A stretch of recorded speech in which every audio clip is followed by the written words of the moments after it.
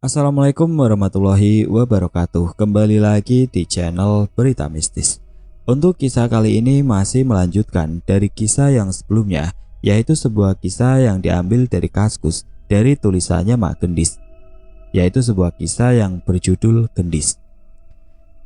Sebelum kita masuk ke ceritanya, tekan dulu tombol like video ini dan jangan lupa tekan juga tombol subscribe channel ini dan nyalakan juga lonceng notifikasinya agar tidak ketinggalan cerita-cerita baru dari channel ini. Dan bagi teman-teman yang ingin membaca langsung ceritanya, nanti silahkan saja kunjungi linknya yang nanti akan saya sertakan di kolom deskripsi. Dan seperti apa untuk kelanjutan kisah ini? Langsung saja kita simak berikut ini.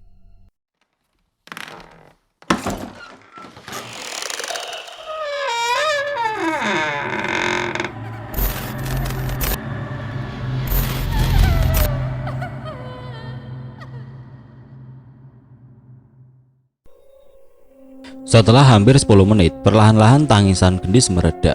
Dengan bahu bergetar dan mata memerah, ia merebahkan kepalanya di pangkuanku. "Mama, ayah napa jahat sama Endis?" Aku membelai kepala putriku dengan perasaan sedih. "Sabar ya Endis, tolong maafkan ayah ya nak," sautku lirik. "Api mah," ujarnya dengan nafas tersegal-segal. "Dis, ayah memang sudah salah karena memukul mulut Gendis. Tapi mama mohon sama Gendis, tolong maafkan ayah ya. Bagaimanapun juga itu ayah Gendis. Gendis harus sayang sama ayah." Bujuku berusaha menenangkannya. Kret. Terdengar pintu kamar dibuka. Dengan ujung ekor mataku, kulihat suamiku dengan langkah gontai memasuki kamar. Ia berjalan ke arahku dan terduduk di sampingku. Tangannya terjulur ingin membelai kepala Gendis, namun putriku menepis uluran tangan ayahnya. Mas menarik nafas pelan. Wajahnya tertunduk lesu. "Dis, tolong maafin ayah ya, karena tadi sudah memukul mulut Gendis." Tatapnya sayu ke arah putrinya yang membuang muka. No, teriak Gendis. "Dis, tolong dengarkan ayah sebentar." Pinta suamiku memelas. "No, Gendis benci ayah." Suamiku terdiam. Dengan muram dan kepala sedikit menunduk, suamiku terus berusaha meminta maaf kepada Gendis. Namun sekuat apapun usaha yang dilakukannya, hanya penolakan yang ia dapatkan. "Ya sudah, kalau Gendis tidak mau maafin ayah, biar ayah pergi saja." Perlahan-lahan Gendis memalingkan wajahnya dan menatap erat ke arah ayahnya. "Ayah mau gimana?" "Kemana saja, habis Gendis gak mau maafin ayah, hati ayah jadi sedih." "Apa tadi ayah memukul mulut Endis? Ayah gak sayang Endis?" Tatapnya meminta penjelasan. Suamiku menarik nafas perlahan. "Dis, ayah sayang banget sama Gendis. Tadi ayah sudah kelepasan memukul Gendis dan sekarang ayah merasa bersalah. Kenapa ayah memukul Gendis? Sebab ayah kesel nak. Gendis selalu kasar sama ayah. Tolong maafin ayah ya Dis. Ayah janji semarah apapun sama Gendis, ayah tidak akan pernah memukul Gendis lagi." Sepasang mata kecilnya menatap dalam-dalam ke mata ayahnya, berusaha mencari kejujuran di dalamnya. Tidak lama kemudian, Gendis tersenyum polos. "Maaf Endis ya," ujarnya sambil memeluk tubuh Mas. Aku yang melihat pemandangan langka ini hanya bisa menitikkan air mata bahagia. Akhirnya mereka berdamai, batinku sambil tersenyum. Semoga selamanya Gendis dan ayahnya bisa akur ya nak, doaku dalam hati. Alhamdulillah semenjak peristiwa pemukulan ke Gendis, Mas bisa bersikap lebih dewasa dan menjadi lebih sabar menghadapi sikap putrinya yang terkadang masih reaktif. Aku hanya mengingatkan suamiku agar lebih memahami sifat dan perilaku Gendis. Aku juga selalu memberi nasihat kepada anakku agar tidak pernah bersikap kasar lagi kepada ayahnya. Sudah hampir seminggu suamiku berada di rumah dan semakin hari ada perasaan mengganjal dalam hatiku. Sudah waktunya Mas mentransfer ke rekeningku, tapi sampai detik ini belum ia lakukan. Pagi itu ketika kami sedang bercengkrama di teras, aku mengeluarkan unek-unekku. "Mas, maaf, Ima mau tanya, kok sudah tanggal segini Mas belum transfer ke Ima sih? Memangnya Mas belum gajian?" Tanyaku dengan perasaan canggung. "Sabar mah, Mas belum gajian. Nanti kalau gaji sudah masuk juga langsung Mas transfer ke rekening Ima," sahut suamiku sambil memainkan jemarinya di layar ponsel. Tumben lama, biasanya selalu on time, ujarku sambil menyeruput teh melati favoritku. Ya mau bagaimana lagi, tinggal tunggu saja transferan dari kantor, jawabnya acuh tidak acuh. Aku perhatikan gerak-gerik suamiku tampak sedang menutupi sesuatu dariku. Aku yang sudah hidup belasan tahun dengannya, paham betul dengan bahasa tubuhnya jika ia sedang berbohong. Seharusnya sudah dari kemarin ia memberitahuku kalau sudah gajian. Namun sampai detik ini, Mas sama sekali tidak pernah membahasnya. Mas, kamu sedang tidak membohongiku kan? Tanyaku memastikan sambil memandang wajahnya lekat-lekat. Suamiku menggeleng cepat. Untuk apa Mas berbohong sama Ima? Kelitnya tanpa berani menatap ke mataku. Gestur tubuh suamiku terlihat gelisah. Ia tidak begitu pandai berbohong. Namun untuk apa ia menyembunyikan masalah gajinya padaku? Apa ia sedang merencanakan sesuatu di belakangku? Ataukah ia tidak pernah berubah? Akan selalu membohongiku seumur hidupnya. Kamu tidak sedang menyembunyikan sesuatu dariku kan? Suamiku menggeleng sambil tersenyum simpul. Untuk apa Mas membohongimu masalah gaji? Sudah tenang saja, nanti kalau sudah masuk, Mas pasti langsung kasih tahu Ima. Senyumnya berusaha menenangkanku. Aku termenung. Hatiku ragu akan ucapan suamiku. Rasanya tidak mungkin kalau kantornya terlambat mentransfer gaji suamiku. Entah sandiwara apalagi yang kini tengah dimainkan suamiku. Awas saja kalau sampai kamu berani membohongiku lagi, batinku dengan perasaan kecewa. Siang itu suamiku pamit keluar rumah untuk membeli sesuatu. Ketika aku berjalan ke ruang tamu, kulihat ponselnya tergeletak begitu saja di atas meja. Yes, keberuntungan telah berpihak kepadaku. Suaraku kegirangan. Tidak mau menyia-nyiakan kesempatan, aku segera mengambil ponsel suamiku dan dengan secepat kilat jemariku membuka layar ponsel untuk mengecek menu aplikasi SMS banking. Bismillah, semoga passwordnya masih tetap yang lama. Dengan jantung berdegup kencang, jemariku mengetikkan PIN pada menu password internet banking milik suamiku. Ada sedikit terbesit rasa was-was jika passwordnya ternyata salah dan telah diganti oleh suamiku. Alhamdulillah, suamiku belum mengganti passwordnya. Aku berteriak kecil. Aku segera mengecek mutasi rekening dan tubuhku terasa lemas. Hatiku diselimuti rasa sedih, kecewa dan bimbang. Sesuai dugaanku, ternyata suamiku sudah gajian dari 2 hari yang lalu. Namun mengapa ia tidak memberitahuku? Apa yang tengah ia sembunyikan dariku? Gumamku dengan debaran jantung yang berdetak semakin kencang. Badanku bergetar hebat, pikiranku mulai macam-macam. Ada terselip rasa was-was kalau Mas mulai bermain di belakangku lagi. Lurus seluruh persendianku, sambil berusaha keras menahan tangis, aku segera mengembalikan ponsel suamiku di tempatnya semula. Dengan langkah lunglai, aku segera melangkah ke kamar dan merebahkan tubuhku di atas baringan. Untuk mengalihkan rasa kecewa, aku meraih ponsel yang tergeletak di atas bantal dan membaca cerita di kaskus. Kulihat Gendis dengan antengnya sedang asik bermain dengan boneka jerapah kesayangannya di sudut kasur. Ia tampak tenggelam dalam dunianya dan mengacuhkan kehadiranku. Tidak lama kemudian terdengar pintu gerbang dibuka. Sepertinya suamiku sudah pulang. Aku dengar derap langkah kakinya memasuki kamar mandi. Tampaknya Mas sedang membersihkan diri. Tanpa menunggu lama, langkah kakinya mulai terdengar menuju ke kamar.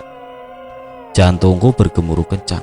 Aku berusaha menahan emosiku yang membuncah karena menahan sakit hati. Baru saja suamiku berdiri di ambang pintu kamar, terdengar teriakan Gendis. Ya, minta maaf sama mama, no. Aku terkesiap mendengar ucapan Gendis. Kulihat raut wajah Mas sama terkejutnya dengan diriku. Kenapa tiba-tiba Gendis berbicara begitu? Batinku. Setelah menguasai keadaan, dengan tenang suamiku berjalan menghampiri ranjang tempat tidur dan mulai duduk tidak jauh dari tempatku berada. Dis, barusan Gendis bilang apa? Tanya Mas berusaha memastikan pendengarannya. Ayah minta maaf sama mama, no. Perintahnya tegas. Dengan ujung ekor mataku, kulihat Gendis tampak anteng memainkan boneka Giraffe. Ia tampak begitu fokus dengan mainan yang berada di tangannya. Minta maaf ke mama. Memang ayah salah apa? Perasaan ayah tidak bikin masalah. Jawab Mas tanpa berkedip sedikit pun ke arah putriku. No, ayah salah, bentak putriku. Mata suamiku berputar cepat. Ia berusaha mengingat sesuatu. Enggak, ayah tidak punya salah kok ke mama. Mas tetap teguh dengan pendiriannya kalau ia tidak perlu meminta maaf karena ia merasa tidak mempunyai salah. Mama au angis tuh, celotehnya polos. Dek, jantungku terasa berhenti saat mendengar ucapan anakku. Bagaimana mungkin putriku bisa tahu kalau dari tadi aku berusaha menahan tangis, sedangkan Gendis sendiri tidak pernah menatap wajahku sama sekali. Ia tampak begitu asik dengan boneka kesayangannya. Mas menatap ke arahku yang masih berpura-pura fokus menatap ke layar ponsel. Mah, memang benar apa kata Gendis kalau Ima mau nangis? Tanya suamiku lembut, penuh perhatian. Enggak, dengusku kesal tanpa mengalihkan pandanganku dari handphone. Tundis, mama bilang mama gak mau nangis kok. No, mama bohong. Mama ahli tadi nahan nangis. Mah, kamu dengar sendiri kan kata Gendis? Ia bilang Ima nahan nangis. Memangnya apa yang bikin Ima sedih? Gak apa-apa kok, ketusku dengan wajah sinis. Dis, mama gak jujur sama ayah nih. Mama gak mau ngasih tahu ayah apa yang bikin mama mau nangis. Uit ya, Uit, tuh mama mau angis. Hati mama angis. Tatapan Mas beralih kepadaku. Mah, tolong lihat Mas sebentar. Taruh handphonenya dulu. Suaranya yang berwibawa terdengar menggelegar di telingaku. Namun aku tidak bergeming. Aku mengacuhkan ucapan suamiku. Mataku tetap fokus ke layar ponsel, berusaha keras mengalihkan kesedihan yang merayapi hati. Males, jawabku singkat. Ima, Mas lagi bicara sama kamu. Coba taruh sebentar handphonenya dan tatap mata Mas. Pintanya lagi dengan lembut. Ogah, balasku singkat. Mas cuma mau tanya, apa benar yang barusan Gendis bilang kalau Ima sedih dan mau menangis? Aku terdiam, tidak berani menjawab pertanyaan suamiku. Hatiku masih sakit dengan semua kebohongannya. Mah, ngelil ayah, lihat ayah, teriak Gendis. Aku mendengus kesal, membuang wajahku menatap ke arah putriku. Mama nih, kalau diomong nggak pernah mau ngel. Ayah orang udek. Aku tetap terdiam. Aku malas meladeni ucapan Gendis.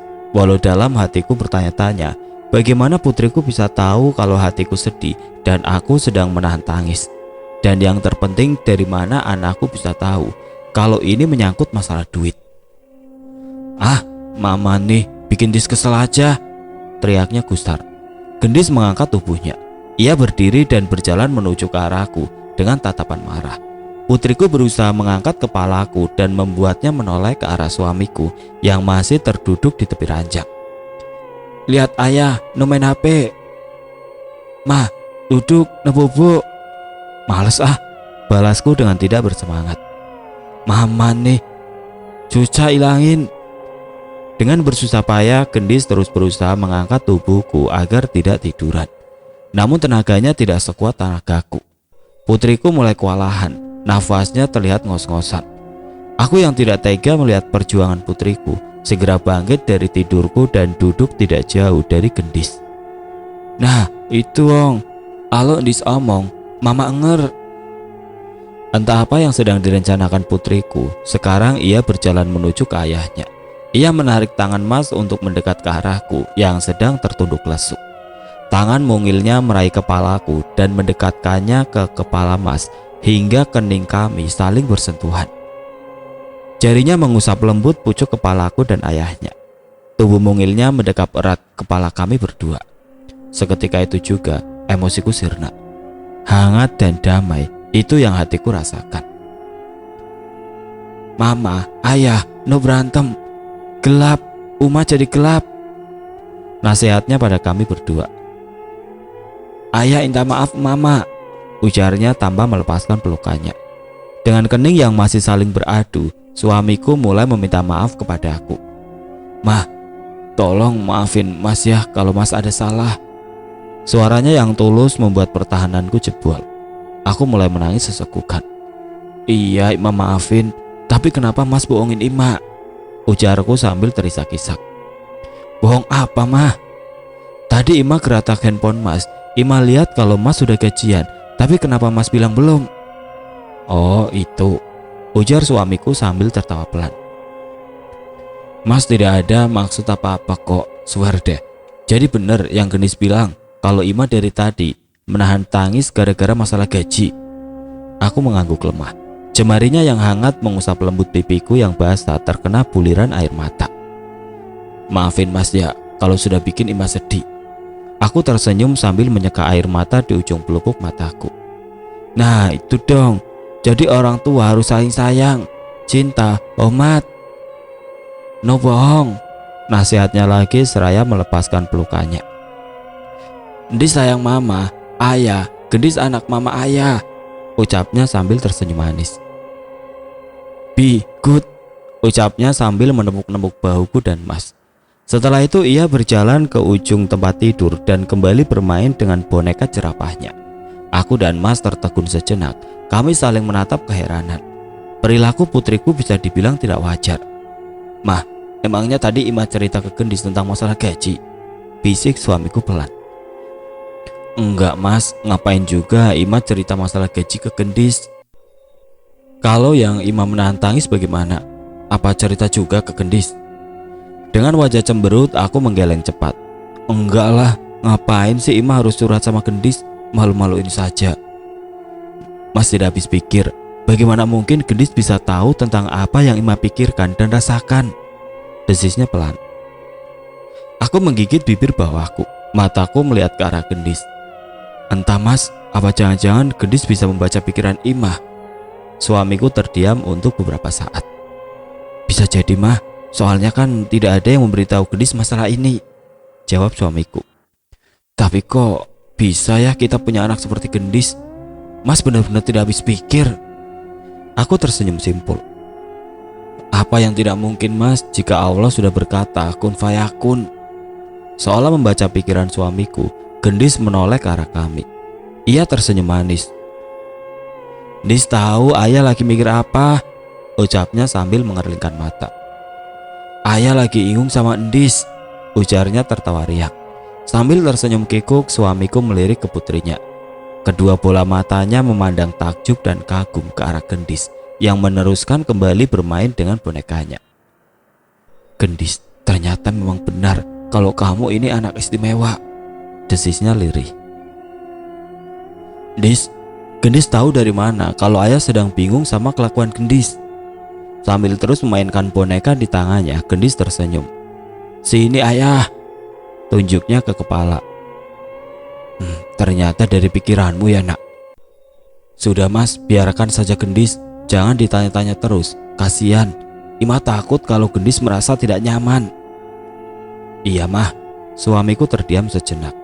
"Mas cuma heran, kok bisa ya Allah mempercayakan kita untuk merawat anak seperti Gendis.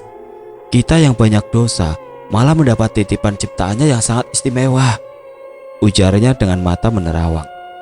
"Alhamdulillah, Ima senang banget mendengarnya. Pikiran dan hati Mas sudah terbuka dan bisa menerima kalau putri kita memang berbeda." Aku menepuk pelan jemari suamiku. "Coba Mas bayangkan, apa yang akan terjadi jika anak seperti Gendis tumbuh di lingkungan keluarga yang tidak mendukungnya? Kira-kira apa yang akan terjadi?" Suamiku menatap dalam mataku. Ia menggidikan bahunya lemah. "Entahlah Mah, saat ini Mas tidak bisa berpikir jernih. Mas masih heran dengan kemampuan Gendis dalam hal membaca pikiran. Asli Mah, Mas kaget banget sama semua ucapan dan sikapnya ketika berusaha mendamaikan kita. Nih Mas, Ima kasih tahu ya, seandainya anak-anak seperti Gendis tumbuh dalam lingkungan keluarga yang tidak memahaminya, mereka bisa tumbuh menjadi anak yang rendah diri dan menganggap diri mereka aneh. Kasihan kan?" Suamiku mengangguk pelan. "Bisa jadi Mah," gumamnya.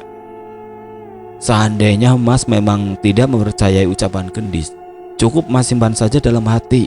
Tolong hormati dan jaga perasaan anak kita. Jangan sampai Mas berkata kasar kepada Gendis." Dengarkan dan pahami apa yang Gendis katakan, walaupun kita tidak bisa melihat dan merasakan apa yang ia rasakan. Jangan lupa juga, kita harus sering menasihatinya agar jangan sampai salah jalan. Iya mah, Mas paham dengan ucapan Ima.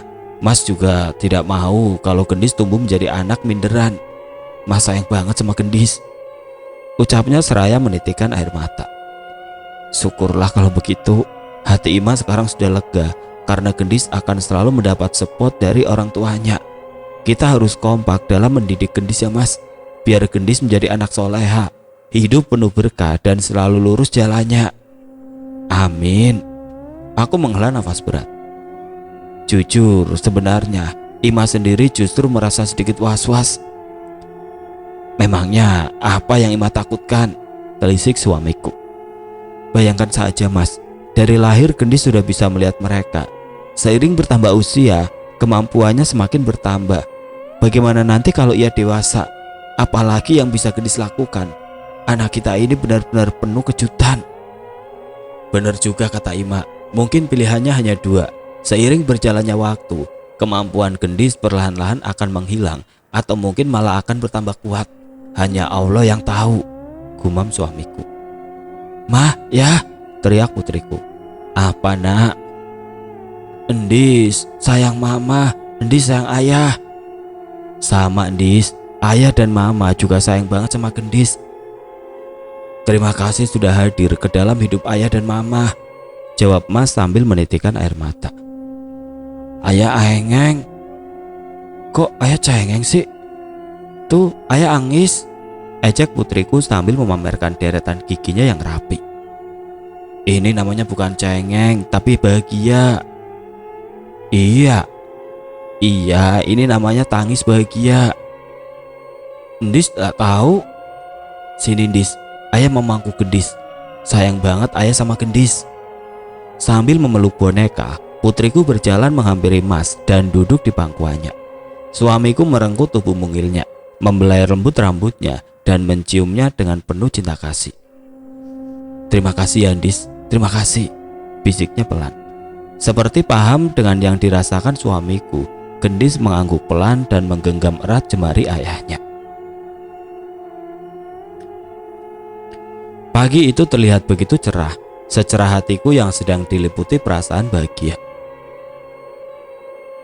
Dis, Imah, mumpung cuaca lagi bagus, kita jalan keliling komplek yuk, ajak Mas sambil menatap ke hamparan langit yang berwarna biru. Oleh Gendis alan-alan, putriku melompat-lompat ke girangan. Dengan berlari kecil, Gendis segera menuju ke rak sepatu dan mengambil sendal favoritnya. Tangannya menunjuk ke arah pintu gerbang yang masih terkunci rapat. Buka ya, Gendis mau lual, alan-alan. Sambil tersenyum, Mas segera membuka pintu gerbang untuk putri kesayangannya. Aci ya, ujarnya sambil berlari menuju jalan. Pelan-pelan Dis, teriakku dari arah garasi. Dengan tergesa-gesa aku segera menyusul putriku. Dis, sini gandengan tangan sama mama dan ayah. Gendis yang sedang asik mengamati pohon nangka milik tetanggaku langsung berlari ke arahku dan memegang tanganku serta ayahnya. Alan-alan, no, teriaknya girang. Sambil bergandengan tangan kami pun mulai berjalan mengelilingi komplek. Sesekali langkah putriku terhenti dan menatap ke arah deretan pohon jati yang berdiri kokoh di pinggir jalan. Kenapa nak? Gendis lihat apa? Tanyaku pelan. Nomah, ame, ucapnya sambil menunjuk ke atas pohon jati yang berdaun cukup rimbun. Oh, di sana rame. Ya sudah, cuekin saja Gendis, kan tidak ada yang mengganggu ini. Gendis pun melanjutkan kembali jalannya. Sesekali ia tertawa geli ketika melihat sesuatu yang hanya bisa dilihat oleh mata ketiganya. Mas hanya bisa menggaruk kepalanya setiap melihat tingkah putrinya yang terlihat tidak wajar. Mungkin suamiku masih beradaptasi menerima perbedaan putrinya yang bisa melihat dunia lain. Ketika sampai di pertigaan jalan, kami berpapasan dengan tetanggaku yang baru keluar dari rumahnya. Gendis, lagi jalan pagi sama ayah dan mamanya ya? Sapanya sopan dan ramah. Putriku melirik dengan tatapan sinis ke arah tetanggaku, dan ia tidak mau menjawab sapaannya. Gendis langsung membuang wajahnya dan menarik tanganku dengan kencang. Aku yang merasa tidak enak hati langsung tersenyum.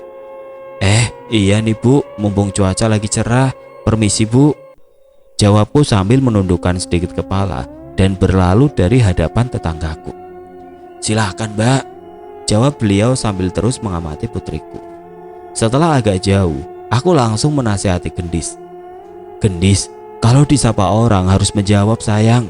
Jangan malah buang muka, itu namanya tidak sopan. No, jawabnya datar. Kok no? Tanyaku heran. Gendis gak suka.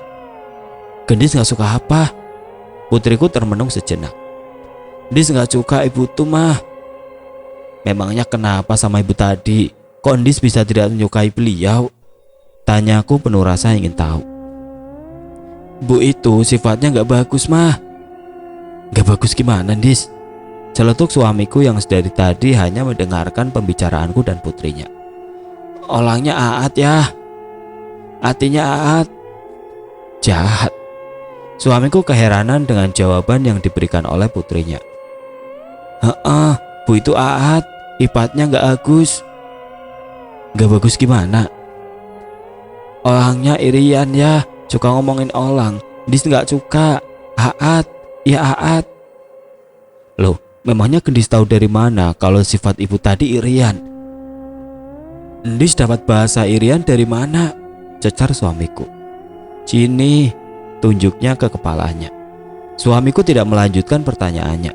Kini tatapannya beralih ke arahku dan ia terkekeh pelan. Kok bisa ya? Anak kita tahu kalau ibu yang baru saja menyapanya memiliki karakter yang kurang bagus. Aku tersenyum simpul. Ima juga kaget pas mendengar penjelasan Gendis. Ibu tadi kan memang terkenal dengan sifatnya yang irian. Tipe snack lah, manis di depan, busuk di belakang, ujarku pelan. Iya, Mas juga tahu banget karakter beliau yang terkenal toksik. Herannya, kok Gendis bisa memakai kalimat irian? Memangnya dia paham apa artinya? Aku menggigitkan bahuku.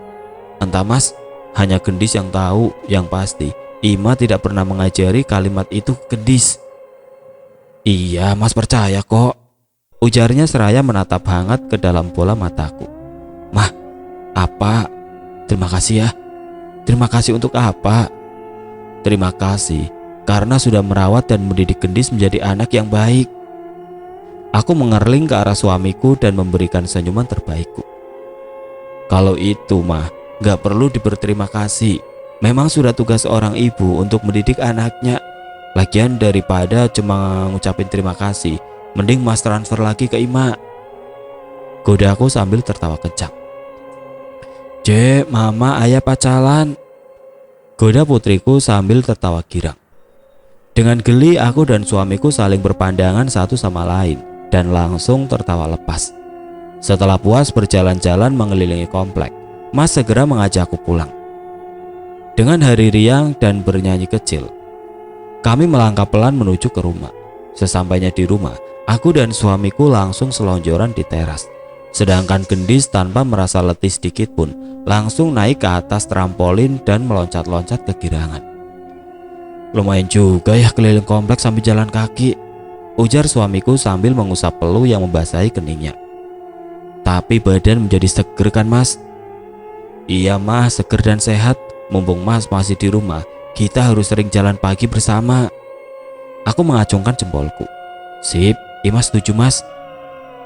Ya, pekik putriku sambil terus meloncat-loncat di atas trampolin. Apa Dis? Ayah entar lagi mau pergi jauh ya? Tanya Gendis dengan rambut ikalnya yang sebahu bergerak ke sana kemari. Enggak Dis, ayah enggak pergi kok, ayah masih cuti, sahut suamiku dengan kening mengernyit. No, entar lagi, ayah pergi. Suara dering ponsel dari dalam rumah mengagetkanku. Sebentar Mas, sepertinya ada yang menelpon Imah. Aku segera berlari menuju ke dalam rumah dan mengambil ponsel yang tergeletak di ruang TV.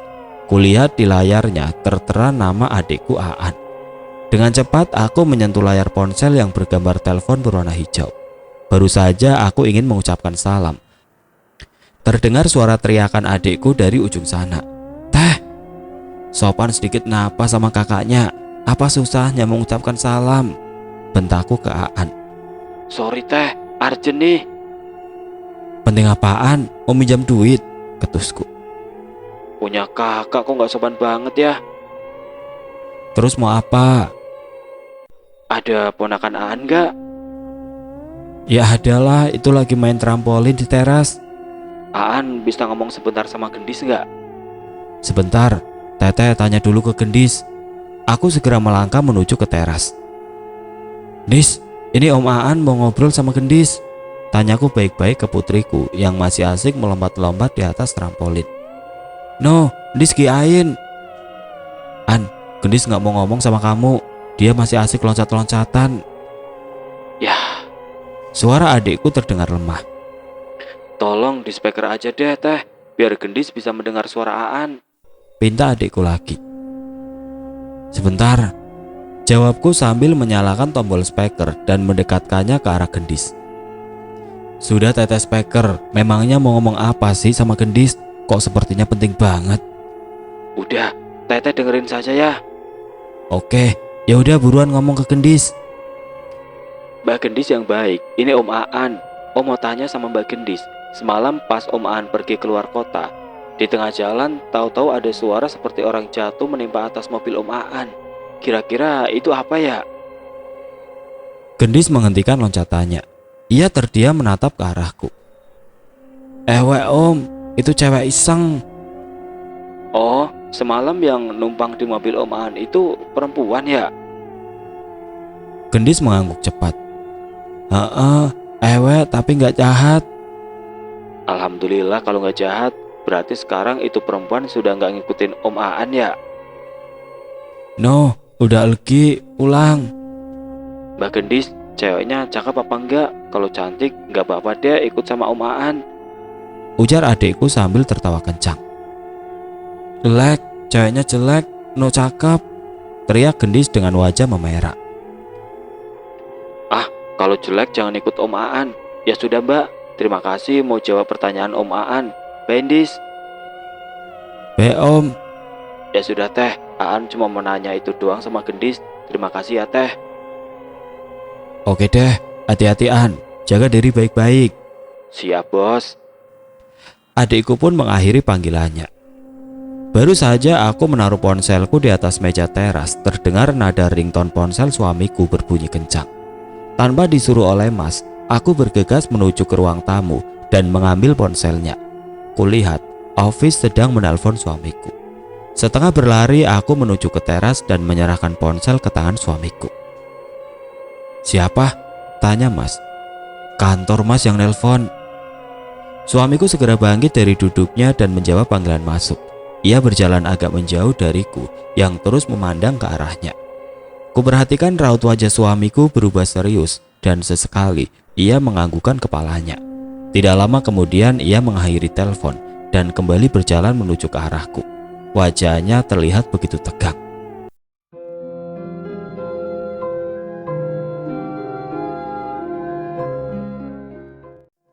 Oke teman-teman, sampai di sini dulu ceritanya. Nantikan kelanjutan kisah ini di video berikutnya. Agar tidak ketinggalan, klik tombol subscribe channel ini dan nyalakan lonceng notifikasinya. Wassalamualaikum warahmatullahi wabarakatuh.